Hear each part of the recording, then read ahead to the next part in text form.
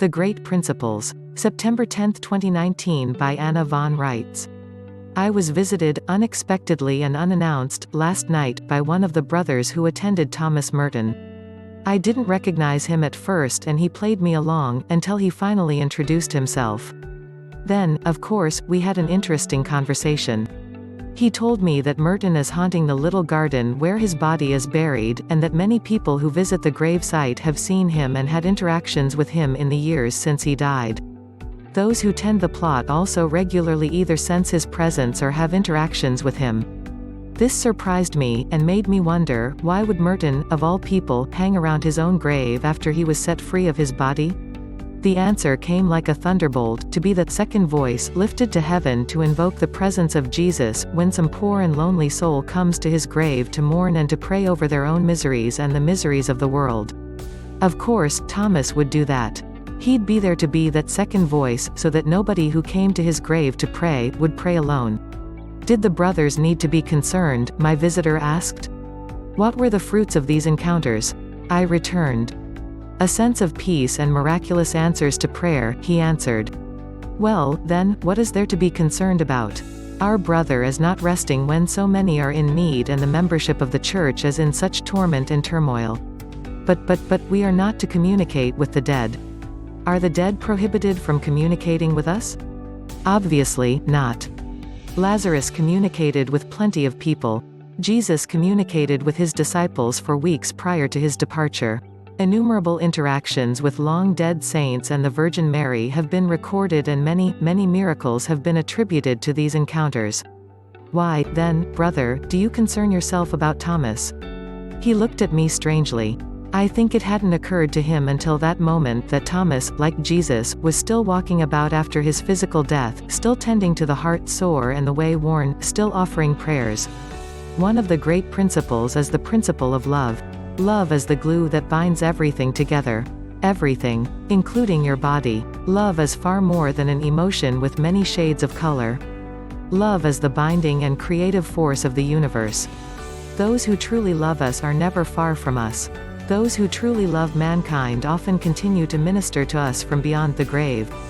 It's not so strange, once you realize that love is literally what binds us together. My visitor trundled off into the night, leaving as he came, quietly and on foot, patting down my driveway in the fading light, a gentle, slightly built man, clean-shaven, approaching old age. He was a young Trappist in 1962. I continued to muse. Yes, love is the great binding force, but there is a corollary law, and that is just as important to remember: what we don't love, we lose. Throughout our lives we are constantly being prodded to choose. There is always a question posed and hovering over our heads: what do you choose, or which do you choose? Red or green, skinny or fat, right or wrong, blonde or brunette, stocks or bonds, hearts or clubs? Even when we are old and our choices are solid, we are constantly pressed and prodded by the urgency of choice. Will you choose the true God or mammon? Will you choose love or hate? And everything we do not love enough falls away. It is assumed that we don't want it anymore, like leftover birthday cake. So all the friends we lose track of fall away.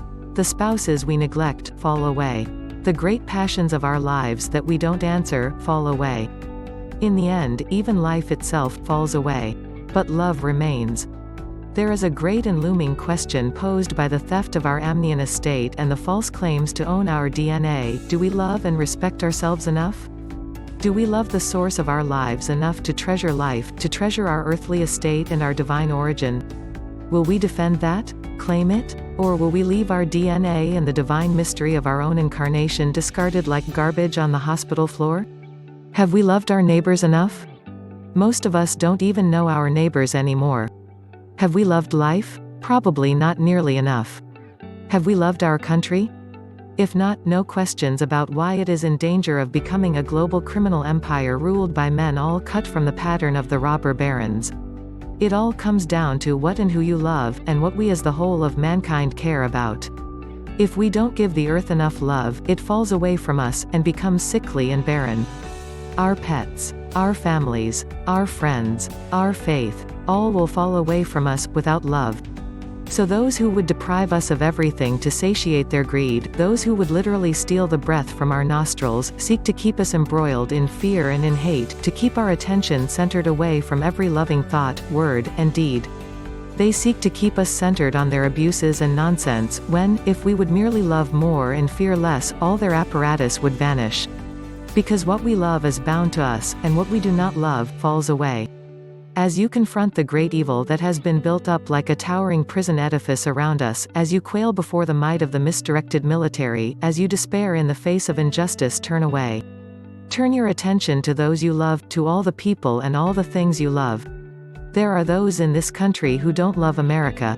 They do not think of it as their country, their soil, their rocks and trees.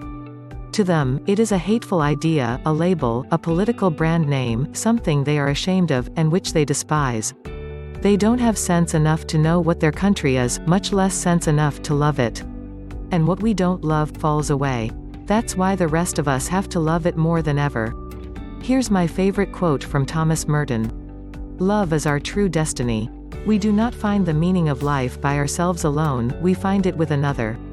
I hope that on the balance, when you stop long enough to consider what I have actually written and what I have done, you will all realize that every word and every action, even my outrage and occasional name-calling, comes from love, love for this country and its people, love for this planet and the glory of creation, love for the true God, our Creator, love for the teachings of the Jesus and the prophets, love for all mankind.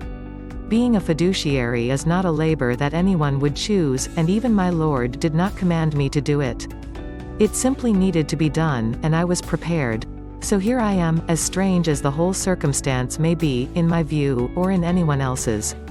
Love binds me to the work and binds me to the earth and to the service of mankind, and no doubt someday my pleasant ghost will kneel and add a second voice to others' lonely prayers.